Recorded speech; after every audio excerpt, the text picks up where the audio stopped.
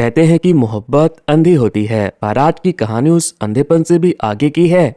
ये कहानी है एक लड़की के ऐसे जुनून की जिसने पागलपन का मतलब ही बदल दिया। कहानी की शुरुआत पुराने समय से होती है, जहां हम एल्वीरा को देखते हैं, जो कि एक नोवेल को पढ़ते हुए कहीं जा रही थी। ये नोवेल कंट्री के प्रिंस ने लिखा था, जिसे एल्वीरा न जाने कितनी बार पढ़ चुकी थी। वो अपनी माँ रेबिका और बहन अल्मा के साथ अपने नए बाप ओटो के घर जा रही थी। वहाँ पहुँचते ही ओटो और उसकी पहली बीवी की बेटी एग्निस ने उन सब का स्वागत किया। फिर ओटो और रेबिका की शादी हुई। इसके बाद एग्निस एल्वीरा को अपना कमरा दिखाने के लिए ले गई, जहाँ इसाक सफाई कर रहा था। एग्निस ने एल्वीरा को इसाक से मिलवाया और उसके बारे में बताया कि ये हमारा खास नौकर है। एल्वीरा उसके बड़े से रूम को देखकर बहुत सरप्राइज हुई। फिर एग्निस ने एल्वीरा के हाथों में प्रिंस के लिखे हुए बुक को देखकर पूछा कि क्या तुम मुझसे पसंद करती हो। एल्वीरा ने कहा, मैं उससे शादी करना चाहती हूँ। अब रात को सभी डिनर कर रहे थे। ओटो हंसी मजाक कर रहा था और इसी बीच हंसते हंसते उसके मुंह से खून आता है, सांसें रुक जाती है और वो बूढ़ा हनीमून मनाने से पहले ही मर जाता है। लेकिन उसके मरने के बाद रेबिका उसका अंतिम संस्कार नहीं करवाती। ओटो की मौत से एग्निस बहुत दुखी होती है। एल्वीरा उसे सांत्वना देने के लिए कहती है कि मैं तुम्हारे दर्द को समझ सकती हूँ, मेरे भी डैड मरे थे। लेकिन एग्निस ने कहा, तुम अपने दुख को मेरे दुख के साथ कैसे कंपेयर कर सकती हो। अगर डैड के पास पैसे होते तो आज वो तुम जैसे लोगों को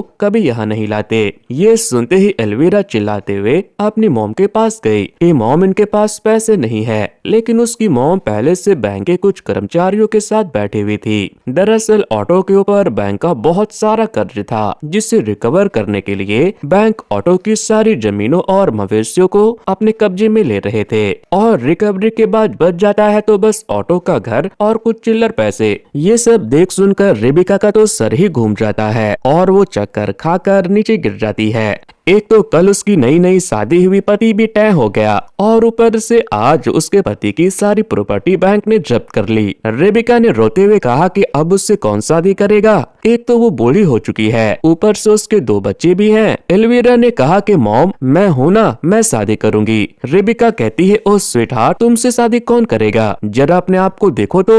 एल्वीरा ने कहा, देख ना मॉम, मैं प्रिंस से शादी करूंगी। तभी राजा के महल से एक खबरी आया। उसने अनाउंस किया कि राजकुमार को राजकुमारी की तलाश है। जो भी लड़कियां कुंवारी है और राजकुमार से शादी करना चाहती है, वो अपना नाम लिखवा कर इन्विटेशन ले ले। और 4 महीने के बाद फुल मून के दिन बाल के लिए महल में पहुंचे। एग्निस और एल्वीरा दोनों ने अपना अपना नाम लिखवा कर इन्विटेशन ले लिया। एल्वीरा बहुत खुश थी। अब वो प्रिंस के साथ शादी करने के और ज्यादा सपने देखने लगी। अगले सीन में एल्वीरा की मॉम उसे एक प्लास्टिक सर्जन के पास ले गई। उसने कहा कि मैं इसे बहुत ही खूबसूरत बना दूंगा। पहले मैं इसके ब्रेसेस निकालूंगा, फिर नाक की सर्जरी करूंगा और फिर इसके आंखों में अपने हैंडमेड आईलैशेस लगाऊंगा। रेबिका ने पूछा कि इन सब में कितना टाइम लगेगा। डॉक्टर ने बताया कि 3 महीने, जिस पर रेबिका ने कहा कि हमारे पास उतना टाइम नहीं है, सब कुछ 2 महीने में करके दो, चाहे तो डबल पैसे ले लो। डॉक्टर कहता है कि ठीक है, हो जाएगा।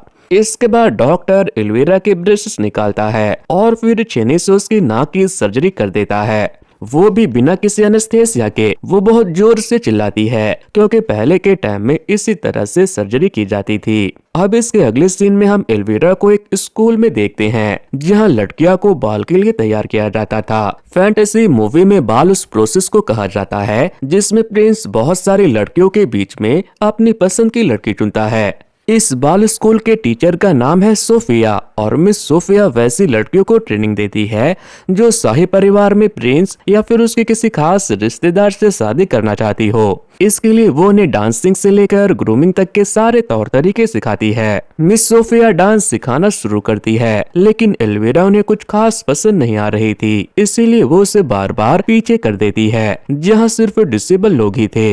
एग्निस भी डांस सीख रही थी, लेकिन वो बिल्कुल फर्स्ट रॉ में थी। फिर रात को डिनर के टाइम रेबिका ने एल्वीरा को सिर्फ नींबू पानी पीने को दिया और खुद मांस खाने लगी, जिससे एल्वीरा को बहुत लालच आ रहा था। तभी एग्निस ने रेबिका से पूछा कि तुम मेरे फादर का फ्यूनरल कब कराओगी। उसने कहा कि जब मेरे पास पैसे हो जाएंगे। एग्निस ने दोबारा पूछा, कब होंगे पैसे। रेबिका ने कहा जब एल्विरा की शादी प्रिंस से होगी। फिर एग्नेस ने गुस्से में उसे ताना देते हुए कहा कि तुम्हारे पास एल्विरा के फालतू के डॉक्टर को देने के लिए पैसे हैं, लेकिन मेरे डैड का अंतिम संस्कार करवाने के लिए पैसे नहीं। इतना कहकर वो गुस्से में वहां से चली गई। वो अपने डैड के बॉडी के पास गई जहां उनकी लाश अब सड़ गई थी। अगले दिन हमें बाल स्कूल का सीन दिखाया जाता है जहां सोफिया आज सभी को शाही परिवार की औरतों की तरह चलना फिरना और पंखा झलना सिखा रही थी। फिर लिस्ट आता है उन लोगों का जिन्हें सोफिया ने अपने स्कूल में सीखने के लिए सिलेक्ट कर लिया था, जिनसे उसे उम्मीदें थी। एल्विरा का भी नाम था, लेकिन एकदम लास्ट में वो भी किसी दूसरे के नाम को काटकर एल्विरा प्रिंस की ब्राइड बनने के लिए एक और स्टेप आगे जा चुकी थी। इसीलिए वो फिर से प्रिंस के साथ होने के सपने देखने लगती है। अगले सीन में सोफिया ने एल्विरा को डांस करने के लिए बुलाया। वो काफी अच्छा कर रही थी, लेकिन इसके बाद भी सोफिया ने उसे डांटा और कहा कि तुम्हें और मेहनत की जरूरत है। फिर रात को रेबिका ने नोटिस किया कि एल्विरा बहुत मोटी हो गई है और ऐसे में तो वो कभी भी प्रिंस को पसंद नहीं आएगी। फिर उसने उसका नाक देखा जो पहले से ज्यादा ब्यूटीफुल हो गया था, बस थोड़ा जख्म सूखना बाकी था। अब अगले दिन सोफिया ने एल्विरा को बुलाकर कहा कि मैं तुम्हारे अंदर खुद को देखती हूँ, इसीलिए मैं तुम्हारा अच्छा चाहती हूँ। वो उसे टेपवर्म का एक खाने के लिए देती है।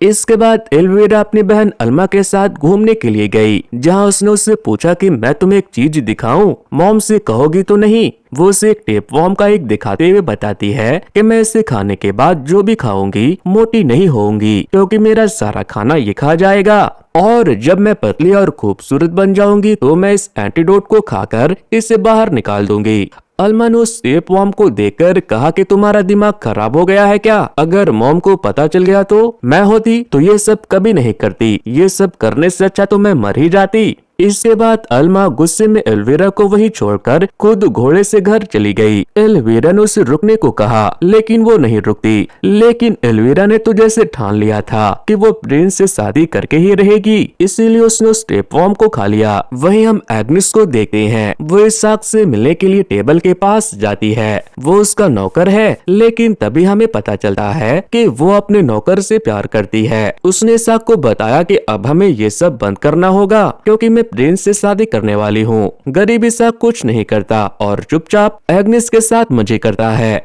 इधर एल्विरा बाय चांस प्रिंस को सुसु करते हुए देख लेती है, लेकिन प्रिंस के दोस्तों ने जब देखा कि एक लड़की चोरी छुपके प्रिंस को देख रही है, तो वो लोग एल्विरा को गंदे गंदे इशारा करने लगे, जिसके बाद एल्विरा वहां से भाग गई और दोबारा खुद को प्रिंस के साथ होने के सपने देखने लगी। लेकिन वो जब वहां से लौट रही थी, तभी उसने तबेले में एग्नेस को नौकर के साथ संबंध बनाते हुए देख लिया, जिसके बाद वो फौरन जाकर ये बात अपनी मॉम रेबिका को बताती है। इसके बाद रेबिका ने एग्नेस को बहुत गालियां दी और उसे मारा भी। साथ ही उसने उस नौकर को भी बहुत मारा और नौकरी से निकलवा दिया। वहीं एल्विरा को ये सब करके बहुत मजा आ रहा था। वो अपनी क्रेविंग को भी कंट्रोल नहीं करती और छुप छुप कर खूब खाती है, क्योंकि उसके पेट में मौजूद कीड़ा उसे मोटा होने नहीं देगा। अब हमें 3 महीने के बाद का सीन दिखाया जाता है, जहां रेबिका एल्विरा के नाक के बैंडेज को हटाती है, तो उसका नाक अब ठीक हो चुका था और वो बहुत ही खूबसूरत लग रही थी। इसके बाद रेबिका दोबारा उससे डॉक्टर के पास ले गई। डॉक्टर ने एल्विरा के नाक को चेक किया। इस बार वो उसे आईलैशेस लगाने वाले थे और ये सब वो जब भी कर रहे थे बिना अनस्थेसिया और बिना पेन किलर के कर रहे थे। उसी रात एल्विरा को बहुत तेज भूख लगती है, क्योंकि आंख पर पट्टी होने की वजह से आज वो कुछ खा नहीं पाई थी। उसे ऐसा लगने लगा था कि जैसे उसके अंदर का टेपवर्म उसे खा रहा हो, इसीलिए वो बैंडेज निकाल कर चोरी छुपे खाने के लिए चली गई, लेकिन उसे उसका छुपा हुआ खाना नहीं मिल रहा था। तभी एग्नेस वहाँ आती है और उसे खाने के लिए केक देती है। अब अगले सीन में हम रेबिका को स्कूल में देखते हैं, जहां वो सोफिया से कह रही थी, मैं तुम्हें डबल पैसे दूंगी, तुम मेरी बेटी को आगे लेकर आओ। जिसके बाद सोफिया उसे फ्रंट रो में ले आती है। आगे हम देखते हैं कि घर की मालकिन एग्नेस की हालत नौकर के जैसी हो गई और वहीं एल्विरा जैसे उस घर की मालकिन बन गई हो। फिर जब वो अपने बाल झाड़ रही थी, तो उसका बहुत ज्यादा हेयर फॉल हो रहा था। अगले दिन कुछ लोग रेबिका के लिए एक ड्रेस लेकर आते हैं, जिसे देखकर वो बहुत खुश होती है और उस ड्रेस को पहनने में सोफिया उसकी मदद करती है। लेकिन वो आदमी उसे नौकर समझकर उसके साथ गलत करने की कोशिश करता है, मगर वो उसे दूर कर देती है। फिर वो आदमी एल्विरा को तैयार करने लगा, लेकिन उसने नोटिस किया कि एल्विरा के तो बाल पूरे झड़ रहे हैं, जिसके बाद उसने उसे एक विग निकाल कर दी, जिसे पहनकर एल्विरा बहुत सुंदर लगने लगी।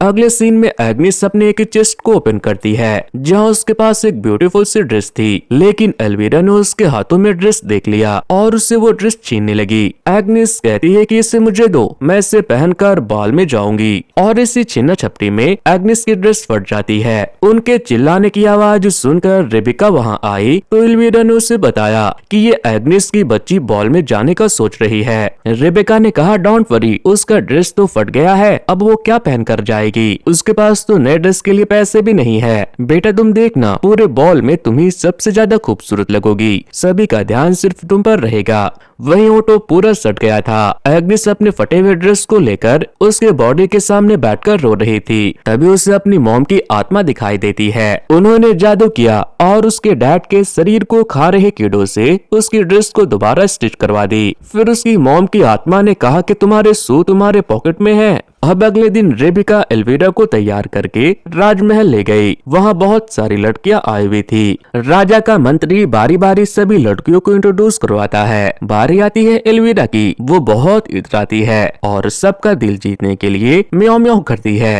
महल में और लोग भी थे जिनकी नजर बहुत गंदी थी। एल्विरा जब प्रिंस के सामने आकर झुकती है तो उसके दोस्तों ने उसके क्लीवेज को देखकर गंदा कमेंट किया। इसके बाद डांस परफॉर्मेंस शुरू हुआ, जिसमें एल्विरा को एकदम सेंटर में रखा गया था, क्योंकि सोफिया को रेबिका ने इसके लिए पैसे दिए थे। उसके परफॉर्मेंस को देखकर प्रिंस भी उसे पसंद करने लगा। फिर बारी आती है कपल डांस की। शाही परिवार के बहुत सारे लड़के रेबिका से कह रहे थे कि वो एल्विरा को उनके साथ डांस करने दे, लेकिन रेबिका ने सबको मना कर दिया। इसके बाद सभी लड़कियों को लाइन से खड़ा करवाया गया। प्रिंस आए और उसने बारी बारी सभी लड़कियों को देखने के बाद एल्विरा को चुना, जिसके बाद बाकी बची लड़कियों को बाकी के लोग चुन लेते हैं। सभी डांस करने लगे। एल्विरा बहुत खुश थी, लेकिन तभी वहाँ एक लड़की आ गई, जिसे देखते ही प्रिंस ने एल्विरा को छोड़ दिया और जाकर उस लड़की के पाँव पकड़ लिए और उसके साथ डांस करने लगा। एल्विरा से ये देखा नहीं जाता। वो मायूस होकर वहाँ से भागती है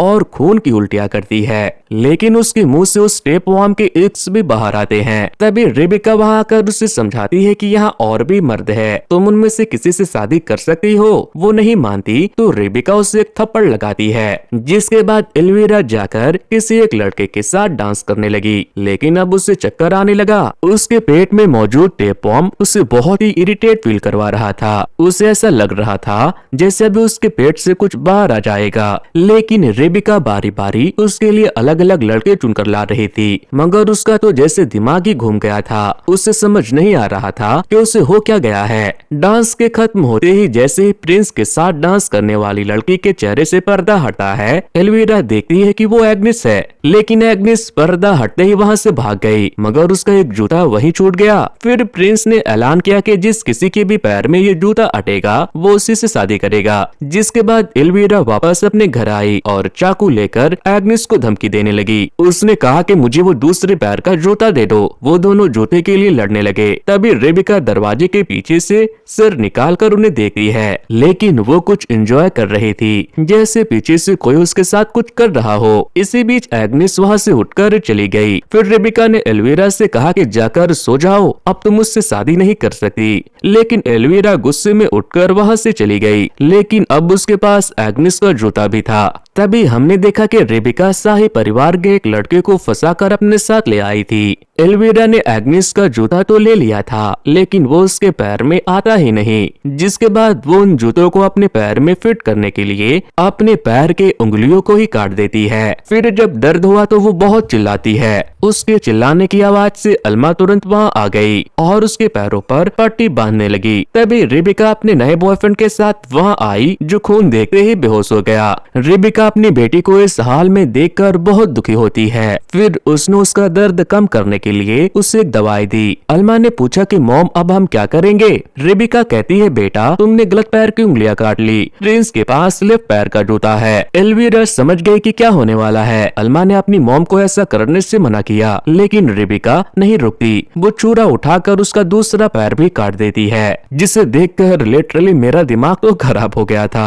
अब एल्वीरा सपना देखने लगी कि प्रिंस आएगा और उसके पैर में जूता फिट करके उसे ले जाएगा। तभी अनाउंसमेंट होता है कि प्रिंस वहां आने वाले हैं, लेकिन एल्वीरा के पैर से बहुत ब्लीडिंग हो रही थी। लेकिन फिर भी वो प्रिंस तक पहुंचने के लिए अपने कमरे से हाथों की बदौलत सीढ़ियों से उतरने लगी, लेकिन इस चक्कर में वो गिर गई और उसका नाक भी टूट गया और दांत भी। एग्नेस ने उसे इस हाल में देखा, लेकिन उसने उसकी मदद नहीं की और वो प्रिंस के पास चली गई। प्रिंस ने जूता फिट करके उसे किस किया। वहीं एल्वीरा उनके सेलिब्रेशन की आवाजें सुनकर रोती रही। इसके बाद एल्मा एल्वीरा को उठाकर अपने साथ ले गई। फिर उसने उसे टेप वॉर्म को निकालने के लिए एंटीडोट पिलाया, जिससे उसे उल्टी हुई और टेप वॉर्म का एक टेंटिकल बाहर आने लगा, जिसे एल्मा ने अपने हाथों से खींचा। वो बहुत ही बड़ा था। एल्मा को ये सब देखकर बहुत आश्चर्य हो रहा था। एंड में जब वो टेप वॉर्म बाहर आता है तो वो बहुत ही ज्यादा बड़ा था। अब हमें अगले दिन का सीन दिखाया जाता है, जहां रेबिका अपने नए बॉयफ्रेंड के साथ संबंध बना रही थी। वहीं एल्मा अपनी बहन एल्वीरा की मदद करती है। वो उसे घोड़े पे बैठाती है और उसे अपनी माँ से बहुत दूर लेकर निकल जाती है, ताकि वो अपनी मॉम से दूर रहकर अपनी बहन का ख्याल रख सके और उसे नई जिंदगी दे सके, क्योंकि उसकी मॉम को बस पैसों और जिस्म से मतलब था, जिसके लिए उसने अपनी सगी बेटी की जिंदगी भी खराब कर दी। तो दोस्तों ये वीडियो आपको कैसे लगी मुझे कमेंट करके बताना। अगर वीडियो पसंद आई है तो वीडियो को हाइप देना बिल्कुल भी ना भूले। वैसे दोस्तों कुछ दिनों पहले ही मैंने कैसे ही मूवी की स्टोरी को एक्सप्लेन किया था। अगर आप लोगों ने उसे नहीं देखा है तो एंड स्क्रीन पर दी जा रही लिंक पर क्लिक करके उसे देख सकते हो। सो वेल गाइस, आज की वीडियो में इतना ही। Thanks to, good bye.